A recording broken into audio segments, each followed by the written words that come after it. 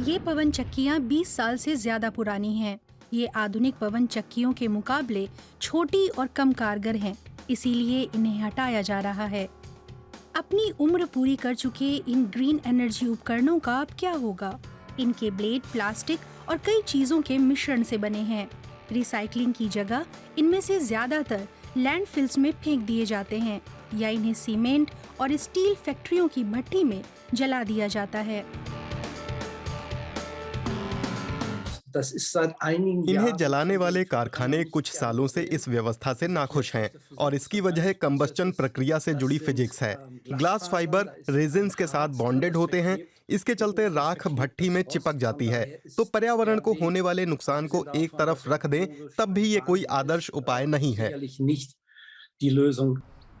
Recycling का मतलब अपनी जगह से हटा देना भर नहीं है। पुरानी पवन चक्कियों से कैसे निपटा जाए, ये सवाल निर्माताओं के आगे बहुत हाल में खड़ा हुआ है। इसके चलते अक्सर ऐसा नजारा दिखता है।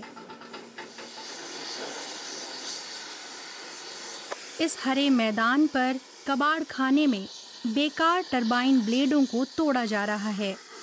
पोलैंड के शहर व्रोत्स्लाव के नजदीक एक कंपनी इसका समाधान लाई है। एनमिट नाम की ये कंपनी जर्मनी से पुराने टरबाइन ब्लेड लेती है और उससे फर्नीचर बनाती है। 12 मीटर तक लंबे इन ब्लेडों के टुकड़े किए जाते हैं, उनकी घिसाई और रंगाई होती है, फिर टॉप क्वालिटी की लकड़ी लगाकर ब्लेड को आउटडोर फर्नीचर, कुर्सी, बेंच, मेज जैसे फर्नीचर के रूप में नई जिंदगी मिलती है।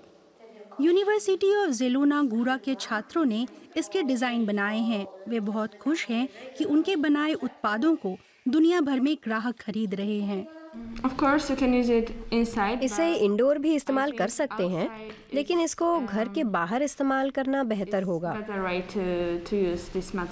क्योंकि ये वाटरप्रूफ है, खराब नहीं होता। एनमिट का एक और अनूठा रिसाइकलिंग आइडिया है ये पुल। इसमें पुल को सहारा देने के लिए रोटर ब्लेड इस्तेमाल किया गया है। ये इंजीनियर आंजाई एडमशियो के दिमाग की उपज है। उनके लिए पुराने ब्लेड खतरनाक कचरा नहीं बल्कि संसाधन है। मसलन हम रोटर का आकार बदलने की कोशिश नहीं करते, हम इसे दर्जन भर ब्लेड वाली किसी मूर्त की शक्ल दे देते हैं। ये आकार में बड़ा होगा, बहुत बड़ा, तो लोग देखकर दंग रह जाएंगे। आंद्रे श्नाबेल एक online store wings for living चलाते हैं जो एक्सक्लूसिव रिटेलर है। एक ऐप भी है जो बताता है कि तैयार फर्नीचर आपके बगीचे में कैसा दिखेगा। श्नाबेल और प्रोजेक्ट से जुड़े पोलैंड के उनके सहकर्मी अच्छे दोस्त हैं। ऐसा एक गार्डन बेंच 1500 यूरो तक में मिल जाएगा। हम एक छोटा स्टाइलिश ब्रांड बनाना चाहते हैं जो इस बारे में जागरूकता बढ़ाने में मदद करे और ये भी दिखाए कि पुरानी और फेंकी गई चीजों को सुंदर और अनूठे फर्नीचर का रूप दिया जा सकता है। पोलैंड के उनके दोस्त लगातार नए डिजाइन ला रहे हैं। मसलन रोटर विंग से बना वाइन सेलर। अब साइकिलिंग की बात हो तो मौके भरपूर हैं और पुराने टरबाइन ब्लेडों की भी कोई कमी नहीं है।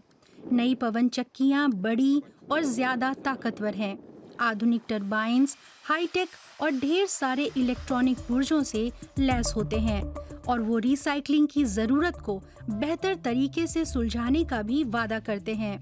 30 से 40 सालों में जब ये टरबाइन इस्तेमाल से बाहर हो जाएंगे तो उन्हें कीमती कच्चे माल के तौर पर रिसाइकल करना ज्यादा आसान होगा। सारे बड़े निर्माता ऐसे पुर्जे बनाने पर ध्यान दे रहे हैं ताकि उन्हें रिसाइकल करना आसान हो। इस तरह ये पर्यावरण के लिए ज्यादा सस्टेनेबल होने के साथ साथ ऊर्जा और लागत बचाने वाले भी बन सकेंगे। भविष्य में 100% रिसाइकल होने वाले टरबाइन ब्लेड पर जोर होगा। मसलन जर्मनी सालाना 1500 नई पवन चक्कियां लगाने की योजना बना रहा है। कुछ ही दशकों में उनके पुराने ब्लेडों को रिसाइकल करके कीमती कच्चा माल निकाला जा सकेगा।